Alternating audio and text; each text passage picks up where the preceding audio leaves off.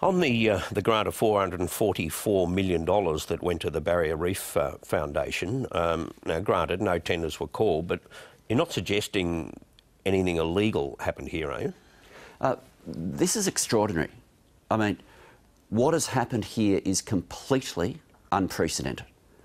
So, a small foundation that employs 6 people walks into a meeting with the Prime Minister and, having not asked for any money, walks away with a commitment of nearly $500 million to do core work that previously had always been done by the Department of the Environment. This is unprecedented. There was... Sorry, just to interrupt, you say unprecedented, but you, I think, as Minister, gave this foundation some money. Oh, that's right, and gave them money for a specific research project that they came to us wanting to conduct. It was assessed by the department, it was determined that it was an appropriate research project, and we funded it. Here, no one knows what exactly they're going to do. The foundation doesn't yet know what it's going to do with the money. All that they know, for sure, is they've been given it. But there's an agreement that runs through 100 pages, so that there's transparency about it all. Oh, there's nothing transparent. Well, sorry, it's transparently bad policy what they've done. In terms of the agreement itself, there are holes in this agreement. Yeah, we're rivaling the hole in the ozone layer, the holes in this agreement. Give you one example. This agreement has a strict bar on using taxpayers' money for any fundraising activity that involves a prize. So you can't use taxpayers' money to buy a prize for fundraising, but you can use it for any other fundraising activity. So under the agreement they've signed, it is completely lawful, completely okay under this agreement for the foundation to wine and dine the mining and banking executives who are on their chairman's panel up and down the Queensland coast in the name of trying to win them over for more fundraising, and that's allowed.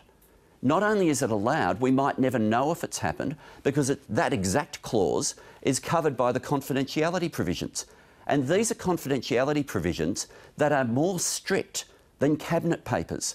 Cabinet papers are confidential for 20 to 30 years. The confidentiality clauses over their fundraising activities can go in perpetuity, forever. That's what the government is allowing the foundation to do. But isn't this sort of one of the pluses of giving it to this foundation rather than a government agency, is they do have this fundraising ability and therefore they can supplement the funds that are available? Well, when this government came to office, they established their own fund by legislation to be able to conduct this sort of fundraising.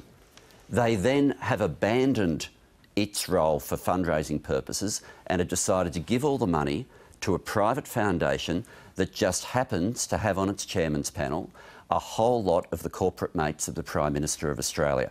What's happening here, be in no doubt what's happening here, this is effectively the privatisation of a large chunk of the public service, but doing so in a way that just adds to administrative costs. So if you take the role of a CSIRO scientist, so you've got a CSIRO scientist. CSIRO, since the Abbott budget, took more than $100 million in cuts. If they now want to conduct additional specific research on the Great Barrier Reef, they have to go to a private foundation run by banking and mining executives to ask permission to get taxpayers' money. That's what's now happened. And administratively, they can spend up to more than $40 million on admin, including their own fundraising activities. So I presume you'll be making a bit of an issue of this when Parliament resumes? Look, Christina Keneally's done an extraordinary role in leading Labor's interrogation of this and a forensic role in interrogating this in the Senate committee. But all roads lead back to Malcolm Turnbull. He was the person, only 3 people were in the meeting, no one from the public service was there. It was him, Josh Frydenberg and the foundation. 3 people there. Responsibility for this lies squarely with the Prime Minister, and that it has not been a careful use of taxpayers' money. And we'll never know how some of it's spent. 3 people at an initial meeting, but that was just to get a sense of whether the foundation was interested, as I understand it, and then that's when the officials and the public servants became involved, as you would expect. Yeah, if you want to get to the core of whether even the foundation thought this was a proper process, their response was to say it was like winning lotto. That's not the way to run a government.